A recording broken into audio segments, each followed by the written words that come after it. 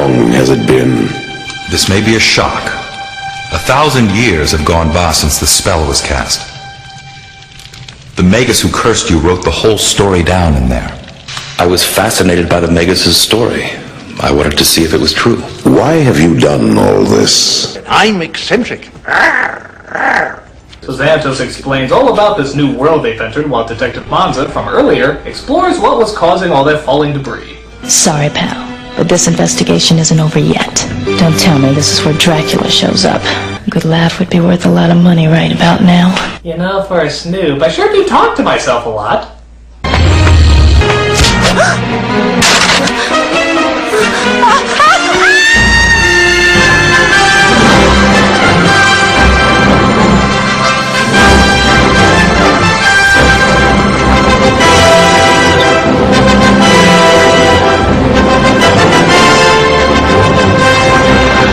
So Goliath dives down and catches her and does his best to explain who they are.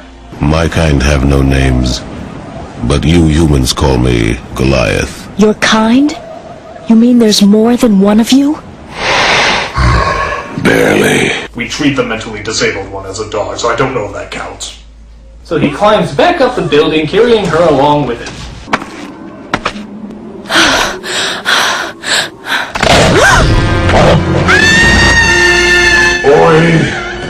Okay, so that part didn't happen, but she does befriend the Gargoyles and becomes sort of the April O'Neil of the group.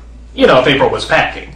This starts off a quasi-romance between Goliath and Elisa, which I always thought was kind of weird. I mean, what would the kids look like? Nope, not gonna think about it. Nope, just erase it from my memory. How come my mind never does what I tell it to? So, if there's ever a time-traveling fish-out-of-water story, you know there's gotta be a few scenes where they interact comically with modern technology. But to the show's credit, it's pretty downplayed. They usually only do it when these three are around. What do you suppose this does?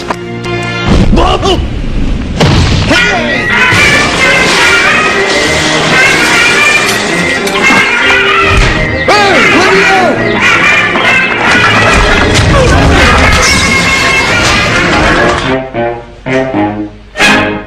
But it's decided that the Gargoyles really do need names, so they decide to name themselves after the famous city landmarks. Does the sky need a name? Does the river? The river's called the Hudson. Fine, lass. Then I will be the Hudson as well. Because it's all dirty and often very smelly. Just like me. Brooklyn. I'm Brooklyn. Broadway. Lexington. Do you like it? They're all fine names.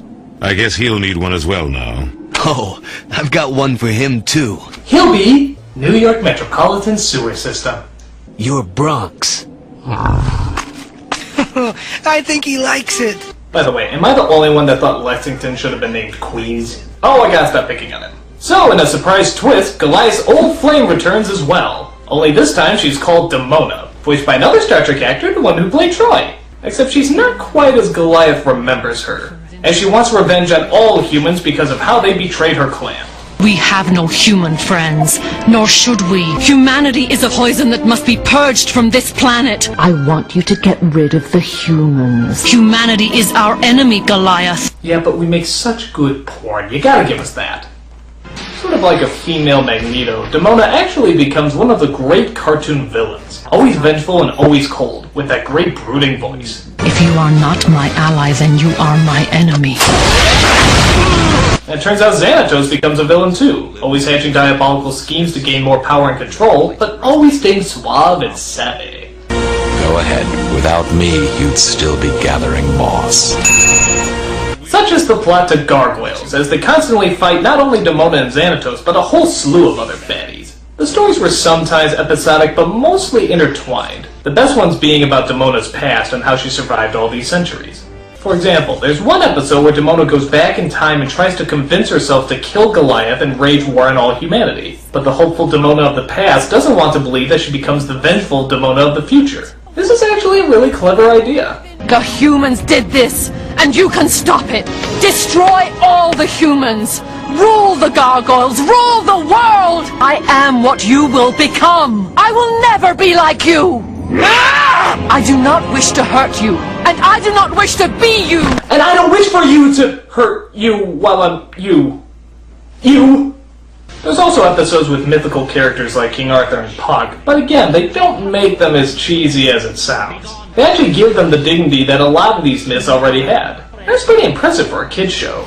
But I think my favorite episode is the one called Future Tense, where Goliath arrives in the future and all hell broke loose as Xanatos has apparently taken over. Trying to set things right, all the gargoyles get killed and slaughtered by Xanatos' army. But then it turns out Xanatos is really a computer with all the memories of the original person. But then it turns out it wasn't Xanatos at all, it was Lexington, who's become overtaken by madness. But then it turns out it was all an illusion by Puck to try and get a mythical emblem from Goliath. And then it turns out it may or may not have been a dream.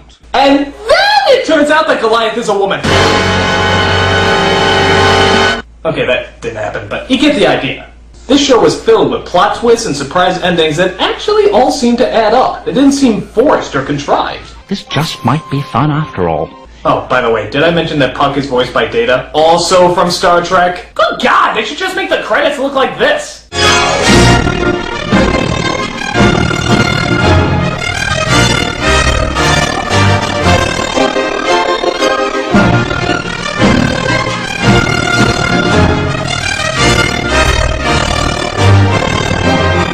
After the first two seasons were such a big hit, they went into their next and final season called The Goliath Chronicles. This is where I kind of remember it getting weird. It wasn't horrible, but it just wasn't as strong as it used to be. Xanatos is now a full-time friend, Demona was rarely seen, and the villains were replaced by these weird sort of gargoyle KKK rejects called Quarrymen.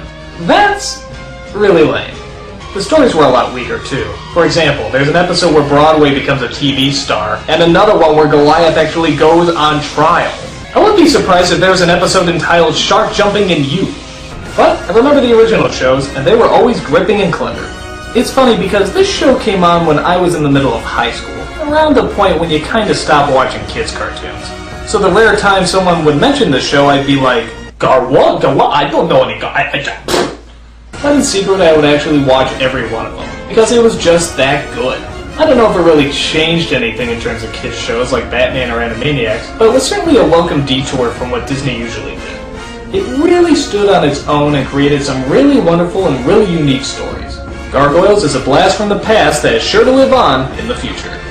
I'm the Nostalgia Critic, I remember it so you don't have to.